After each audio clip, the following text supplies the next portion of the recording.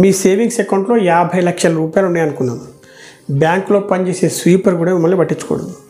కానీ మీకు అదే బ్యాంకులో 50 లక్షల రూపాయల లోన్ ఉందనుకోండి, మీరు ఆ బ్యాంకుకు ఒక పెద్ద విఐపి.